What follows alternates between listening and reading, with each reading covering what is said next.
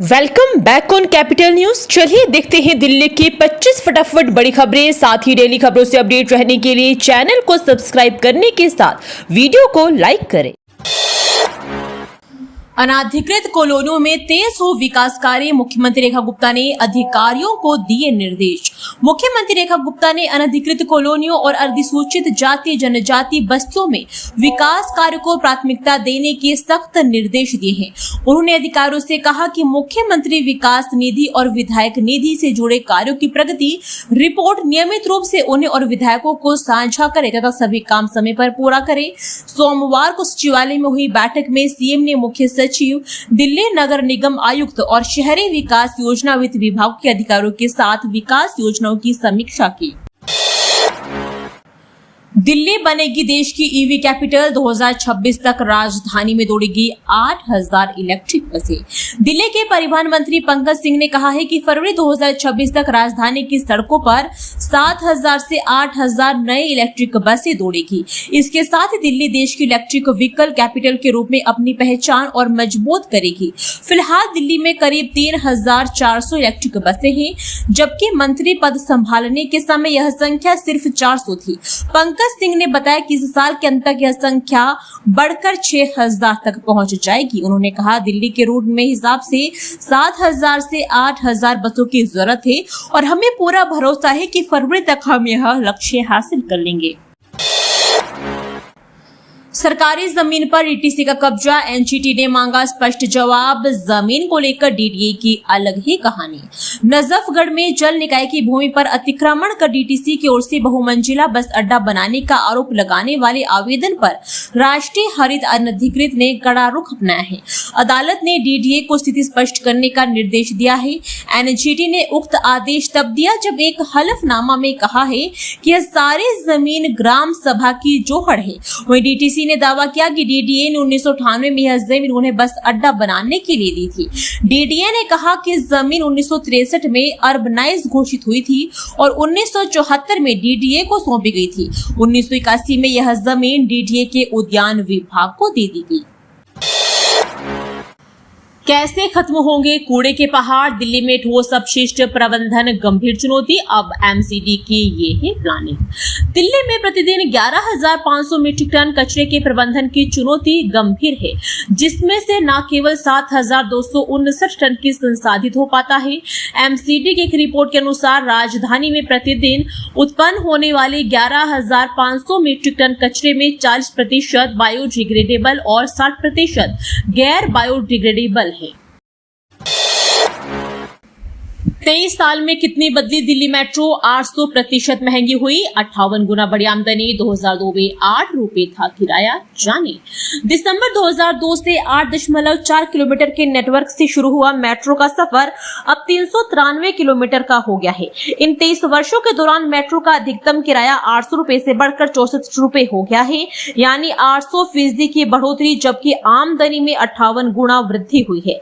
वित्तीय वर्ष 2004-05 में मेट्रो परिचालन से 72 करोड़ रुपए आए थे, जो वित्तीय वर्ष 2023-24 में 4204 करोड़ रुपए हो गए हैं। मेट्रो परिचालन में खर्च वर्ष 2004-05 में 52 करोड़ रुपए का खर्च हुआ था, जबकि अब यह 3832 करोड़ रुपए हो गया है।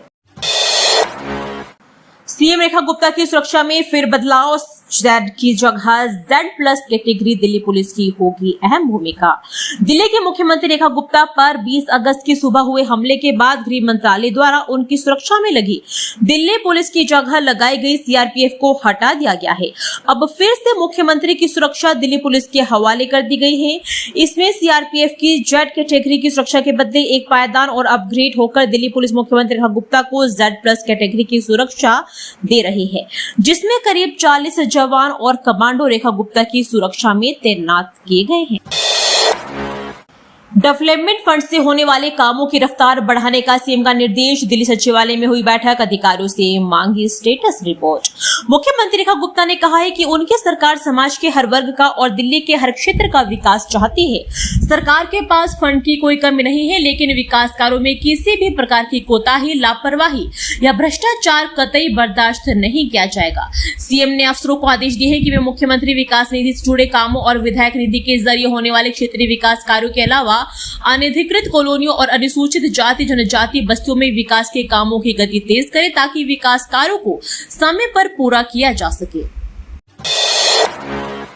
बीजेपी से सवाल करने वालों को एसएससी अभ्यर्थियों पर लाठीचार्ज को लेकर भड़के अरविंद केजरीवाल।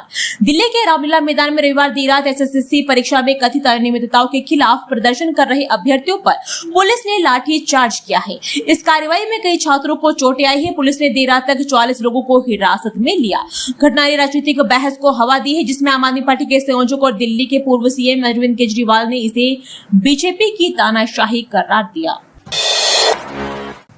दिल्ली में आलू प्याज स्थिर, लेकिन इन सब्जियों के दाम में उछाल, जाने मार्केट का भाव। राजधानी दिल्ली समेत देश भर में सब्जियों की कीमतें बेलगाम हो पड़ी है। सभी सब्जियां सामान्य से लगभग 1.5 से 2 गुना कीमत पर बिक रही है, जिसमें सीधा और सबसे ज्यादा असर मध्यम वर्गीय परिवारों के बजट पर पड़ रहा है और अन्य खर्चों में भी कटौती करने को मजबूर होना पड़ रहा है। हालांकि सब्जियों की लगातार बढ़ रही कीमतों के बीच रोज के खाने में इस्तेमाल होने वाली आलू और प्याज की कीमतें अभी भी स्थिर बनी हुई है। आलू 16 से 20 रुपए प्रति किलो की दर से बिक रहा है, तो वहीं प्याज की कीमतों की बात करें तो वो भी महज 20 से 25 रुपए खर्च करने पर आसानी से उपलब्ध हो रही है, जो महंगी हो चुकी हरी और मौसमी सब्जियों के बीच आम लोगों को थोड़ी राहत दे रही है। इसके साथ ही टमाटर भी बीते दिनों की तुलना में थोड़े सस्ते होकर 40 से 50 रुपए प्रति किलो तक बिक रहा कर लोगों की थाली का जायका बनाने रखने में अहम भूमिका निभा रहे हैं। अचानक ढह गई बिल्डिंग की छत, मची चीख पुकार, पड़ोसियों की मदद से बची 3 जिंदगियां। दिल्ली के मोहन गार्डन थाना क्षेत्र में एक इमारत की ऊपरी मंजिल पर बने कमरे की गार्डर पर टिकी छत अचानक टूट गई। इस दौरान कमरे में मौजूद 3 लोग फंस गए, जिन्हें पड़ोसियों ने सूझबूझ से सुरक्षित बाहर निकाला। तीनों को हादसे में मामूली चोटें आई है। मोहन गार्डन थाना पुलिस मामले की जाँच कर रही है। बता दें कि यह मामला सिद्धार्थी एनक्लेव का है। यहाँ गली नंबर 1 में एक 3 मंजिला इमारत के ऊपरी तल पर 2 कमरे बने हैं। इसकी छत गाटर पर बनी है। यहाँ एक व्यक्ति का परिवार, जिसमें पति, पत्नी, 4 बच्चे व एक परिवार रहता है। सुबह 7:15 बजे जब हल्की वर्षा हो रही थी, परिवार के 3 सदस्य कमरे में थे। अचानक तेज आवाज के साथ कमरे का ऊपरी हिस्सा इन पर गिर गया और शोर सुनकर पड़ोसी इधर आए। चांदनी चौक में सीलिंग की कार्रवाई को लेकर राहत की मांग, मेयर से मिले दुकानदार, 42 दुकानों को आया था नोटिस।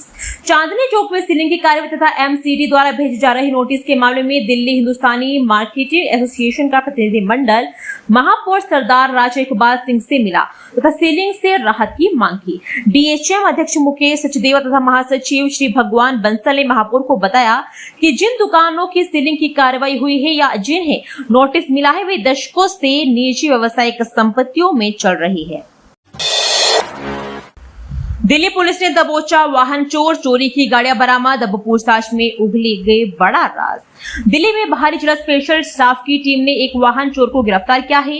इसकी निशानदेही पर 2 चोरी की 2 बाइक और 2 स्कूटी बरामद की गई है। आरोपित सुल्तानपुरी थाना क्षेत्र का घोषित बदमाश भी है। बाहरी जिला उप पुलिस उपायुक्त सचिन शर्मा ने बताया कि 22 अगस्त को एक गुप्त सूचना मिली कि एक व्यक्ति चोरी की मोटरसाइकिल बेचने के लिए सुल्तानपुरी बस टर्मिनल पर आने वाला है। सूचना पर टीम ने सुल्तानपुरी बस टर्मिनल के पास जाल बिछाकर आरोपित को पकड़ लिया, जिसकी पहचान पवन के रूप में हुई है। आरोपित मोटरसाइकिल का दस्तावेज नहीं दिखा सका। जांच करने पर बाइक पंजाबी बाग थाना क्षेत्र से चोरी की मिली। खाकी वर्दी में स्कूटी पर घूमते पकड़े गए दंपति, पुलिस कर्मियों पर दिखाया रौब और फिर। पूर्वी दिल्ली में पटपड़गंज औद्योगिक थाना पुलिस ने एक ऐसे दंपति को गिरफ्तार किया है जो ठगी का शिकार होने पर फर्जी होमगार्ड बनकर लोगों से जबरन वसूली कर रहे थे। पुलिस ने उस वक्त गिरफ्तार किया जब यह वर्दी पहनकर स्कूटी पर एक साथ घूम रहे थे। आरोपितों की पहचान तुकमीपुर निवासी सोनू कुमार व इसकी पत्नी आराधना के रूप में हुई है। नकली डिग्री का जवाब नहीं दे पाए तो ईडी से कराई छापेमारी, केजरीवाल, सिसोदिया और आतिशी ने मोदी सरकार को घेरा। आम आदमी पार्टी के नेता सौरभ भारद्वाज के घर ईडी के छापे पर आम आदमी पार्टी ने कड़ी प्रतिक्रिया दी है। आम आदमी पार्टी के राष्ट्रीय संयोजक अरविंद केजरीवाल के साथ साथ आप नेता मनीष सिसोदिया, नेता प्रतिपक्ष आतिशी सहित पार्टी के प्रमुख नेताओं ने अपनी कड़ी प्रतिक्रिया दी है। केजरीवाल ने कहा है कि सौरभ भारद्वाज के घर ईडी की छापेमारी मोदी सरकार द्वारा एचएससी के दुरुपयोग का एक और मामला है। मोदी सरकार आम आदमी पार्टी के पीछे पड़ गई है। इस तरह आपको टारगेट किया जा रहा है। ऐसे इतिहास में किसी पार्टी को नहीं किया गया। 39.50 लाख की ठगी, मास्टरमाइंड समेत 3 दबोचे, पूछताछ में उगलेंगे बड़े राज। क्रिप्टो करेंसी में निवेश करके उच्च रिटर्न कमाने का लालच देकर व्यक्ति से 39.50 लाख ठगने वाले मास्टरमाइंड समेत 3 जालसाजों को क्राइम ब्रांच की टीम ने गिरफ्तार किया है। आरोपित गिरोह बड़े ऑनलाइन निवेश धोखाधड़ी रैकेट का हिस्सा थे। वहीं गिरफ्तार आरोपितों की पहचान पहाड़गंज के कृष्ण कुमार उर्फ मोनू, गोपालपुर के दीपू और जीटीपी एनक्लेव के मोहम्मद इरफान शेख के रूप में हुई है। पुलिस इससे पूछताछ कर गिरोह में शामिल अन्य आरोपितों की तलाश में जुटी है। एमएसपी की मांग को लेकर जंतर मंतर पर महापंचायत, कैमरे पर क्या बोले राकेश टिकैत। सभी फसलों पर न्यूनतम समर्थन मूल्य की मांग को लेकर संयुक्त किसान मोर्चा ने सोमवार को जंतर मंतर पर महापंचायत की, जिसमें एमएसपी के साथ ही कृषि, डेयरी, पोल्ट्री और मत्स्य पालन क्षेत्रों में अमेरिका के साथ किसी भी प्रस्तावित समझौते से बाहर रखने और वर्ष 2020-21 के आंदोलन के दौरान किसानों के खिलाफ दर्ज पुलिस मामलों को वापस लेने की मांग की गई है। महापंचायत में विभिन्न राज्यों के किसान मौजूद रहे। बारिश को लेकर एयर इंडिया और स्पाइस जेट ने जारी की एडवाइजरी, क्या उड़ानों पर बढ़ेगा असर। राजधानी दिल्ली में मंगलवार को बारिश की संभावना को देखते हुए एयर इंडिया ने एडवाइजरी जारी की है। एयर इंडिया और स्पाइस जेट की तरफ से कहा गया है कि बारिश के कारण मंगलवार को दिल्ली आने जाने वाली उड़ानों और यातायात पर असर पड़ सकता है। वहीं एयर इंडिया की ओर से यात्रियों को सलाह दी गई है कि कृपया घर से निकलने से पहले अपनी उड़ान का वर्तमान स्टेटस जरूर जांच ले। साथ ही यह भी कहा है कि हवाई अड्डे तक पहुंचने के लिए अतिरिक्त समय का ध्यान रखें। दिल्ली में एक बड़े गिरोह का पर्दाफाश, पुलिस के हत्थे चढ़े 4 शातिर घरों को बनाते थे निशाना। दिल्ली में उत्तरी जिले की बुराड़ी थाना पुलिस की टीम ने घरों में सेंधमारी करने वाले गिरोह का भांडाफोड़ करते हुए 4 आरोपितों को गिरफ्तार किया है। इनके कब्जे से हाल ही में एक घर से चोरी किया गया एक मोबाइल फोन, 3 जोड़ी चांदी की पायल, 4 सोने की चूड़ियां व अन्य चांदी की पायल, 4 सोने की चूड़ियां और अन्य दस्तावेज बरामद किए हैं। आरोपितों ने चोरी के आभूषण गिरवी रखकर मुथूट फाइनेंस में 1.46 लाख रुपए का लोन भी लिया। आरोपितों की पहचान बुराड़ी के सुमित, मंजू उर्फ मनीषा, सोनू और रणजीत नगर के आकाश उर्फ पिंचर के रूप में हुई है। पुलिस इनकी गिरफ्तारी से घरों में चोरी के 3 मामले और वाहन चोरी का एक मामला सुलझाने का दावा किया है। एलजी के आदेश के विरोध में वकीलों ने ठप लिया अदालतों का कामकाज, ये है पूरा मामला। दिल्ली में पुलिस थानों से ही वीडियो कॉन्फ्रेंसिंग के जरिए गवाही व साक्ष्यों को पेश करने की अनुमति देने से संबंधित आदेश को वापस लेने की मांग पर अरे अधिवक्ताओं ने सोमवार को विभिन्न जिला अदालतों का कार्य पूरी तरह से ठप रखा। एलजी के आदेश के खिलाफ आंदोलन तेज करते हुए सोमवार को 30 हजारी कोर्ट के बाहर अधिवक्ता सड़क पर बैठ गए। वहीं दूसरी तरफ राउज एवेन्यू, पटियाला हाउस, कड़कड़ुम्मा, द्वारका और रोहिणी कोर्ट में भारी संख्या में मौजूद अधिवक्ताओं ने विरोध प्रदर्शन किया। मुंडका टोल प्लाजा पर ग्रामीणों का हल्ला बोल, ड्यूटी छोड़कर भागे कर्मचारी, फ्री में गुजर रहे वाहन। यूईआर 2 पर टोल वसूली के विरोध में दर्जन भर गांव के लोग मुंडका टोल प्लाजा पर जमा हो गए और यातायात रोक दिया गया है। वहीं मुंडका के विधायक गजेंद्र दराल भी मौके पर पहुंच गए हैं। इस दौरान ग्रामीणों ने विधायक से सवाल जवाब किए। वहीं ग्रामीणों का गुस्सा और तेवर देखने के बाद टोल कर्मचारी टोल प्लाजा छोड़कर वहां से भाग निकले। ग्रामीणों ने टोल फ्री करा दिया है। 2 लेन में ग्रामीणों का जमावड़ा लगा हुआ है। सीबीआई ने रिश्वत लेते रंगे हाथों पकड़ा थाने का मुंशी, दरोगा हुआ फरार, 3 लाख की रखी थी डिमांड। दिल्ली के अशोक विहार थाने में सीबीआई ने छापेमारी की। यहां सीबीआई की टीम ने चिट्टा मुंशी राजकुमार को रिश्वत की रकम के साथ गिरफ्तार कर लिया। बताया गया कि दरोगा फरार हो गया है। अशोक विहार थाने में एसआई विशाल मीना 19 बैच के पास एक कंप्लेन थी। इसमें 3 लाख रुपए की डिमांड की गई थी। दीप मार्केट का पूर्व विधायक शिकायतकर्ता प्रधान की तरफ से लेन देन की बात कर रहा था। वहीं सोमवार रात को चिट्ठा मुंशी हेड कांस्टेबल राजकुमार को सीबीआई ने 1 लाख रुपए लेते हुए रंगे हाथ पकड़ा। फिलहाल विशाल फरार चल रहा है। सौरभ भारद्वाज के 13 ठिकानों पर ईडी की छापेमारी। आप बोली पीएम मोदी की डिग्री छिपाने के लिए भटका रहे ध्यान। सौरभ भारद्वाज ईडी रेड प्रवर्तन निदेशालय ने आम आदमी पार्टी नेता और सौरभ भारद्वाज के घर पर छापेमारी की है। बताया गया कि एक अस्पताल निर्माण परियोजना में कथित अनियमितताओं के सिलसिले में यह कार्रवाई की गई है। दिल्ली में अस्पतालों के निर्माण में करोड़ों का घोटाला करने के मामले में ईडी ने दिल्ली एनसीआर में 13 जगहों पर छापेमारी की। जिन जगहों पर छापेमारी की उनमें आपके नेता सौरभ भारद्वाज के आवास परियोजनाओं में शामिल ठेकेदार, बिचौलिए और सरकारी अधिकारी शामिल है। आरएसएस चीफ मोहन भागवत की आज से शुरू होगी 3 दिवसीय बैठक। देश की प्रमुख हस्तियों से करेंगे संवाद। राष्ट्रीय स्वयंसेवक संघ के शताब्दी वर्ष के उपलक्ष्य में सर संघ चालक डॉक्टर मोहन भागवत की 3 दिवसीय व्याख्यान माला आज से विज्ञान भवन में आरंभ होगी।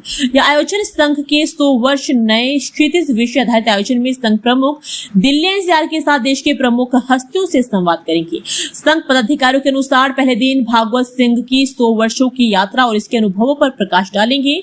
दूसरे दिन वह संघ की भविष्य की कार्ययोजना और भारत को आत्मनिर्भर बनाने के दृष्टिकोण पर चर्चा करेंगे, जबकि तीसरे दिन वह विभिन्न क्षेत्रों से आए प्रतिनिधियों के लिखित सवालों का भी जवाब देंगे। राजौरी गार्डन में पार्किंग विवाद में पड़ोसी ने बैंक मैनेजर को पीटा। पुलिस ने 3 आरोपितों को दबोचा।